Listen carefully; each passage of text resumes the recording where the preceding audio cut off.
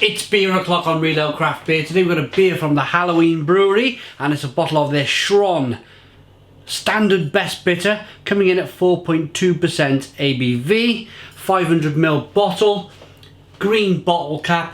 Let's get the beer out into a glass and see what we get. Nice bit of smoke on the bottle opening, beer in the glass then. At this stage of the beer review, I'd like to say a massive thank you to Mark for sending me the beer from Poland. Always like a really good Polish craft beer.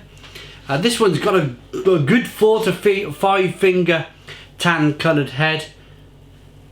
It's a chestnut coloured ale, good levels of carbonation rolling up the glass there.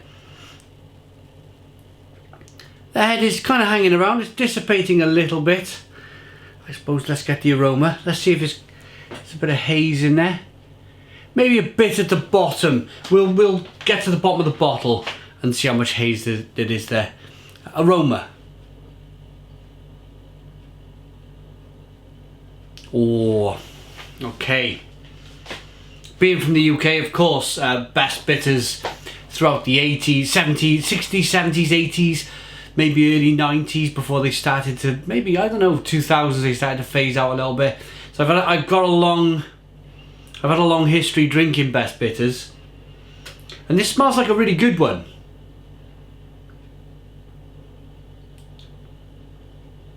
There's a real lovely berry flavour coming on the back end. Maybe some licorice,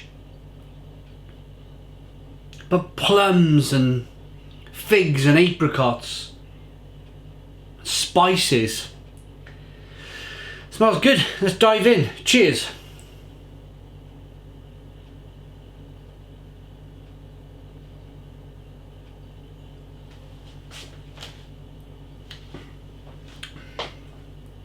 Oh yeah, definite licorice flavours coming through on the beer. Nice biscuit malt flavours coming through. It's nutty, bready, biscuity. Very good best bitter. Really enjoying it.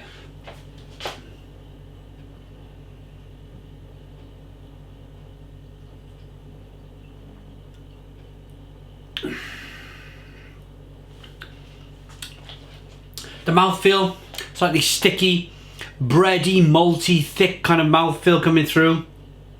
But at the same time drinkable, quite refreshing.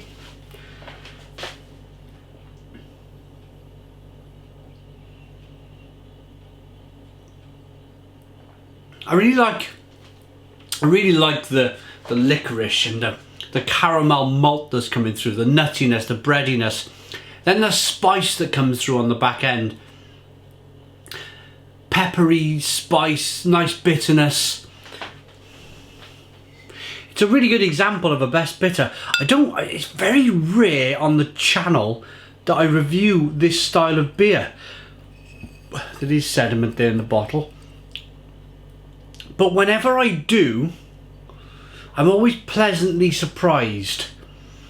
It's not your best bitters. This is just going to completely collapse now and empty into the bottle all of this foam.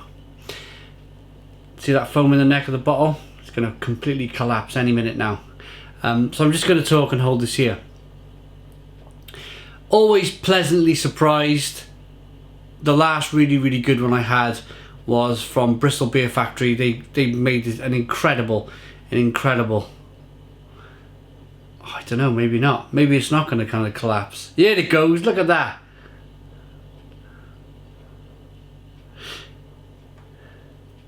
Anyway, let's stop playing games. To do that type of stuff all the time when I was a kid. Play boats in the sink and sink the plates and whatever. Anyway, yeah, Bristol Beer Factory made a gold best bitter, fantastic. I've had a few other good examples of best bitters. It beats the dross of stuff like John Smith's and Boddington's and what else. I suppose Marston's Pedigree to a degree now. Not a great beer anymore. It used to be. I'd much more have a beer like this, a nice best bitter in my hand, than a Marston's Pedigree these days.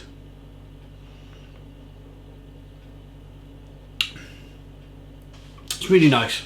Really nice. 4.2% ABV. I could sink a few pints of this. That's the main thing. Thank you very much, Mark. I'm going to rate the beer. On the back of the label it's all in Polish, so if you understand Polish then you can read the label. I don't understand the language, unfortunately, so I'm just going to rate what I have. Now it's hazy, look. Kept its head. Good head retention. For all the reasons I've mentioned previously in this beer review, I like the beer enough to give it, I reckon, a 9 out of 10 for a best bitter. Stone the Crows, 9 out of 10. Please put your comments in the comments box, subscribe to our daily beer and food reviews, give us a big fat thumbs up. Boom! And cheers!